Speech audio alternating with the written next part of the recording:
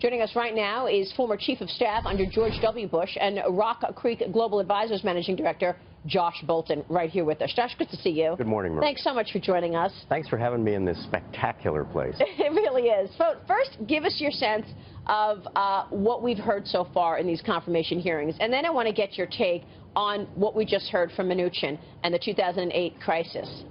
You know, so far I think the confirmation hearings have gone well for the incoming administration. There are always some slips, there are always some points of tension, some vulnerabilities that you didn't know about that a designate secretary had before they came in, but I think it's gone pretty smoothly. Democrats are looking for the weak animal in the herd to go after, but so far I don't think they've spotted one. We were talking earlier, it seems really nasty. And Tony, you mentioned what would be the weak spot for Steven Mnuchin. He acquired a bank. Is that where they're going to, you know, go in hard on him and try to come up with some negatives? It's clear, and I think it's smart on the part of the Mnuchin team to take it head on and say, look, clearly there was a financial crisis. We did our best to try to help people remodify their mortgages. They acquired IndyMac. They acquired IndyMac. They turned it into another bank, and they did what they can do. But clearly the financial crisis had its casualties, and that was unfortunate. What you're really going to see, and I agree with you, they've been going smoothly for the most part, though, is progressives, particularly like Bernie Sanders, Elizabeth Warren, Patty Murray, Cory Booker now, they're all seizing their one moment, I feel, sir, to kind of make a statement, to perhaps even get a fundraising email or solicitation out of their performance in their grilling, but all the while knowing most of these guys, if not all, are going to get confirmed. But this is the way it always is, right? They want their 15 minutes in the sun. Sure. Well, that's what Senate hearings are about, is to get on TV for a little while, generate some political support for some of these folks, maybe even generating support for 2020.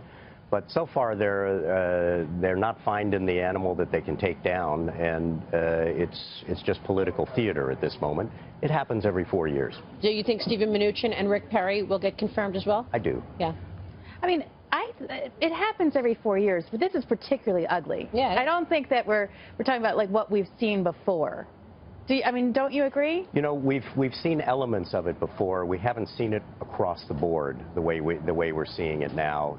They're just looking for every possible angle where there's some vulnerability. But the truth is they're not finding much, and I believe all of these candidates, unless something new comes out, will make it through. Josh, let me ask you, before we get into the Trump administration and your expectations, our thoughts obviously are with President George H.W. Bush and Barbara, his wonderful wife. They're recovering in a Houston hospital this morning. A spokesman told us that the 92-year-old president is no longer sedated in the ICU. He's alert and he's engaged.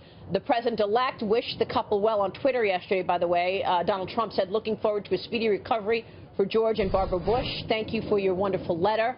The letter he's referring to is an apology for missing the inauguration from the former president. And he said, quote, my doctor says if I sit outside in January, it likely will put me 6 feet under. Same for Barbara. So I guess we're stuck in Texas. Josh, you served under Mr. Bush's son. Have you spoken with the family? Can you tell us anything about how they're doing? I haven't spoken with the family in the last couple of days, but everybody's hopeful about their speedy recovery. These are two of the finest people in America.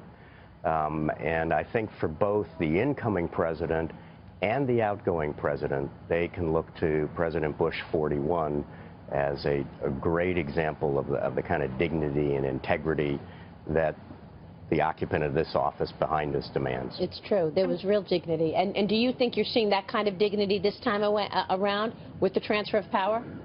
You know, it hasn't been quite as smooth as you might hope. The transition that I last participated in 8 years ago from Bush 43 to the Obama administration was very smooth. There was a lot of good cooperation on both sides.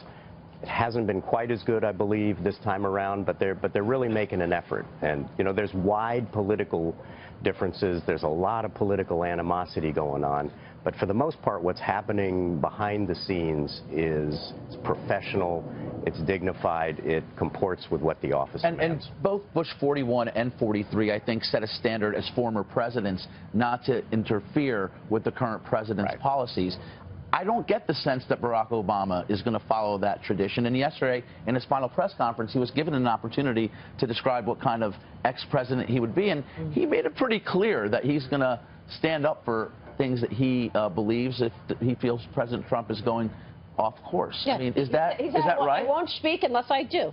Yeah, exactly right. He basically left it open. I mean, is that a smart thing for a former president to do? You know, every former president gets to do it their own way. I just think 41 and 43 are beautiful examples to follow. So, you know, one of the things that President Obama said yesterday is we have different values, and I don't expect them to overlap very much. We know that President 41 and 43 had very, very nice transfers. There's some beautiful letters that we all know written by President Bush and, you know, President Bush's daughters to the Obama girls. The Obama girls. What do we expect here? What kind of values do you think President Obama is going to pass on in that way? You know, I don't know. His family has, for the most part, comported themselves with dignity. I'm hopeful that they will do that.